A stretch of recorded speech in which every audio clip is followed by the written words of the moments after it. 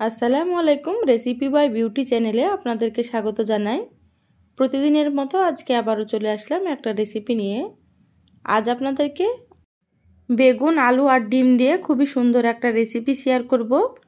এই রেসিপিটা খেতে ভীষণ ভালো লাগে, তো অবশ্যই আপনারা স্কিপ না করে পুরো রেসিপিটা দেখে নেবেন। আশা করছি আপনাদেরকে এই রেসিপিটা অনেক বেশি ভালো লাগবে। চ্যানেলে নতুন হলে চ্যানেলটা সাবস্ক্রাইব করার অনুরোধ রইল। বেল বাটন অন করে রাখবেন পরবর্তী ভিডিও নোটিফিকেশান পাওয়ার জন্য। চলুন রেসিপিটা শুরু করি। এখানে দেখুন আমি 3টে ডিম নিয়েছি, একটা মিডিয়াম সাইজের আলু কেটে নিয়েছি, আর এখানে নিয়েছি 2টো বেগুন। তো বেগুনগুলো এইভাবে মোটা করে কেটে নিয়েছি দেখুন। তো এখানে আমি আমার পরিমাণ মতো নিয়ে নিয়েছি, আপনারা কিন্তু আপনাদের পরিমাণ মতো নিয়ে নেবেন। তো এগুলো আমি খুব ভালোভাবে ধুয়ে পরিষ্কার করে নিয়েছি। এবার আমি একটা মশলা বেটে নেব। তো মিক্সার জার নিয়েছি, এখানে দিয়ে দিলাম 4টে কাঁচা লঙ্কা, দিয়ে দিচ্ছি কয়েক টুকরো আদা, আর এখানে দেখুন আমি একটা রসুনের খোসা ছাড়িয়ে নিয়েছি, দিয়ে দিচ্ছি। অল্প একটু পানি দিয়ে মশলা খুব মিহি করে বেটে নেব। তো বেটে নিয়ে ফিরে আসছি। দেখুন মিহি করে বেটে নিয়েছি, এইভাবে আপনারা বেটে নেবেন। এবার গ্যাস অন করে আমি কড়াই দিয়ে দিলাম। এবার এখানে দিয়ে দিলাম 2 টেবিল চামচ সরষের তেল। তো রান্নাটা আমি সরষের তেলে করব, আপনারা চাইলে সাদা তেলেও করতে পারেন। দিয়ে দিলাম হাফ চামচ কালো জিরে। কালো জিরে একটু ভেজে নিলাম। এবার এখানে দিয়ে দিচ্ছি বড় সাইজের একটা পেঁয়াজ কুচি। এবার আমি পেঁয়াজ কুচিগুলো ভেজে নেব। তো পেঁয়াজগুলো হালকা করে ভেজে নিতে হবে। তো দেখুন আমি কিভাবে ভেজে নিচ্ছি। তো পেঁয়াজগুলো ভাজা হয়ে গিয়েছে, এইভাবে ভেজে নিতে হবে। এবার আমি এখানে দিয়ে দিলাম বেটে রাখা মশলা। মশলা নাড়াচাড়া করে ভেজে নেব কাঁচা গন্ধ চলে যাওয়া পর্যন্ত। যারা এতক্ষণ ভিডিওটি দেখছেন একটা লাইক দিয়ে ভিডিওটি কন্টিনিউ করবেন। আপনাদের একটা লাইক পরবর্তী ভিডিও বানাতে আমাকে অনেক উৎসাহ জাগায়। দেখুন আদা রসুন ভেজে নিয়েছি। এবার এখানে আমি দিয়ে দিলাম স্বাদ মতো লবণ, 1 চামচ দিয়ে দিচ্ছি জিরে এবং ধনে গুঁড়ো, হাফ চামচ দিয়ে দিচ্ছি হলুদ গুঁড়ো, আর এখানে দিয়ে দিচ্ছি হাফ চামচ আমি লঙ্কার গুঁড়ো। আপনারা যে যেমন ঝাল খান সেভাবে করে আপনারা এখানে ঝালটা দিয়ে দেবেন। হাফ চামচ দিয়ে দিচ্ছি কাশ্মীরি রেড চিলি পাউডার, এটা ঝাল হবে না, কালারের জন্য দিয়ে দিলাম। তো আপনারা চাইলে স্কিপ করতে পারেন। এবার মিক্সারের বাটিটা ধুয়ে আমি একটু পানি দিয়ে দিচ্ছি। এবার মশলা খুব ভালোভাবে কষিয়ে নেব। তো এখানে একটু পানি দিয়ে মশলা কষিয়ে নিতে হবে, তাহলে কিন্তু গুঁড়ো মশলাগুলো পুড়ে যাবে না। তো দেখুন আমি একটু সময় নিয়ে মশলা খুব ভালোভাবে কষিয়ে নিচ্ছি। তো মশলাটা যত কষানো হবে রান্নার টেস্টটা কিন্তু ততই বেশি ভালো হবে। তো একটু সময় নিয়ে কষিয়ে নিতে হবে। দেখুন মশলা থেকে তেল ছেড়ে দিয়েছে, আপনারা দেখে হয়তো বুঝতে পারছেন। তো মশলা কষানো হয়ে গিয়েছে। এবার এখানে আমি বেগুনগুলো দিয়ে দিচ্ছি।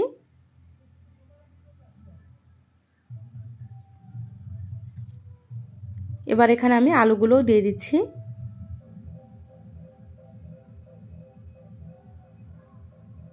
মশলার সাথে আলু আর বেগুন খুব ভালোভাবে কষিয়ে নেব। তো সুন্দরভাবে নাড়াচাড়া করে কষিয়ে নিচ্ছি। তো আমার চ্যানেলে আরও অনেক রেসিপি আছে, চাইলে আপনারা আমার রেসিপিগুলো দেখে আসতে পারেন।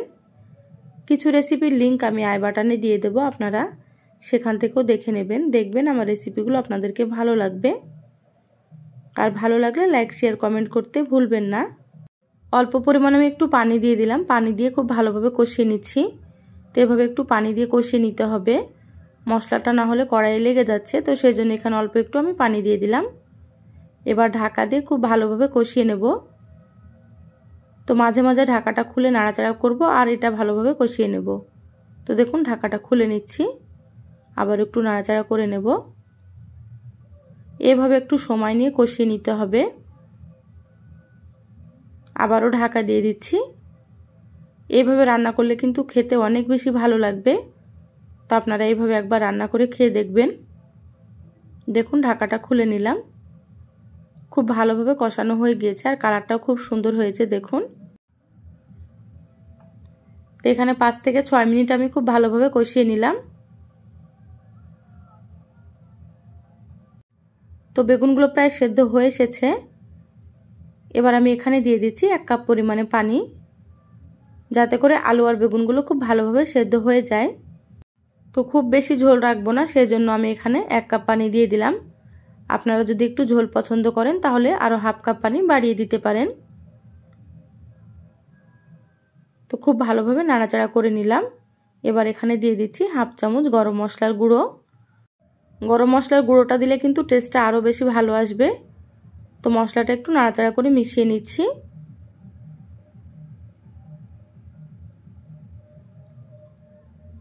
এবার আমি ঢাকা দিয়ে 10 মিনিট রান্না করে নেব।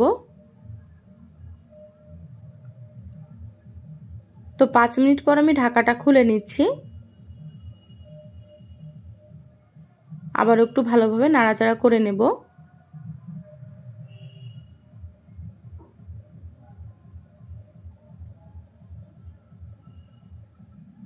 দেখুন এইভাবে করে একটু বেগুনটা আমি সরিয়ে নিচ্ছি। দেখুন গ্যাসের আঁচ একেবারে লোয়ে করে দিলাম। এবার আমি এভাবে ডিম ভেঙে দিচ্ছি।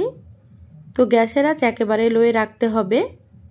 তো এভাবে বেগুনটা সরিয়ে এভাবে আপনারা কিন্তু ডিমটা ভেঙে দেবেন।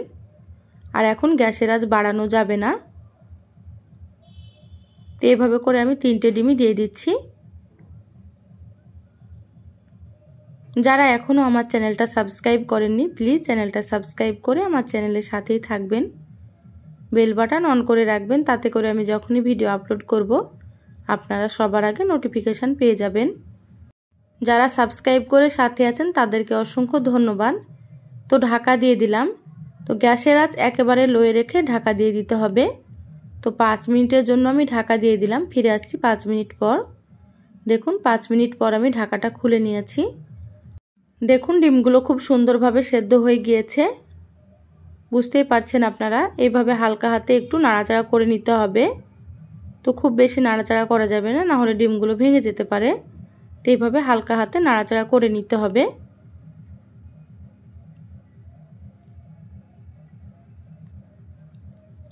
দেখুন কালারটাও কত সুন্দর হয়েছে। এবার আমি এখানে দিয়ে দিচ্ছি কিছু ধনিয়া পাতা কুচি। ধনিয়া পাতা দিলে কিন্তু খেতে অনেক বেশি ভালো লাগে। তো যারা পছন্দ করেন তারা এখানে দিয়ে দেবেন, আর যারা পছন্দ করেন না স্কিপ করবেন। খুব ভালোভাবে মিশিয়ে নিলাম। তো আবারও আমি 2 মিনিটের জন্য ঢাকা দিয়ে দিচ্ছি। তো এখানে একটু পানি মনে হচ্ছে, তো পানিটা একটু শুকিয়ে নেব। দেখুন 2 মিনিট পর আমি ঢাকাটা খুলে নিয়েছি। আর কালারটাও কত সুন্দর হয়েছে, আর পানিটাও কিন্তু কমে গিয়েছে। তো রান্নাটা হয়ে গিয়েছে, গ্যাস বন্ধ করে দিলাম। ঢাকা দিয়ে 5 মিনিট রেখে আপনাদেরকে সার্ভ করে নিয়ে দেখাচ্ছি। দেখুন 5 মিনিট পর আমি প্লেটে ঢেলে নিয়েছি। আর দেখতে কতটা সুন্দর হয়েছে দেখুন। মাশাআল্লাহ খেতে অনেক বেশি ভালো হয়। তা আপনারা এইভাবে একবার বেগুন দিয়ে ডিম রান্না করে খেয়ে দেখবেন। বাড়ির সকলেই কিন্তু খুবই পছন্দ করবে। তা আমি সব সময় আপনাদেরকে ঘরে থাকা মশলা দিয়ে রান্নাগুলো দেখাই। আপনাদেরকে কেমন লাগে অবশ্যই সেটা কমেন্ট করে জানাবেন। ভালো লাগলে একটা লাইক দিয়ে দিবেন, আর যতটা সম্ভব শেয়ার করে দিবেন। সবাই ভালো থাকবেন, সুস্থ থাকবেন। ফিরে আসবো আবারও কোনো নতুন রেসিপি নিয়ে। ধন্যবাদ সবাইকে। আল্লাহ হাফেজ।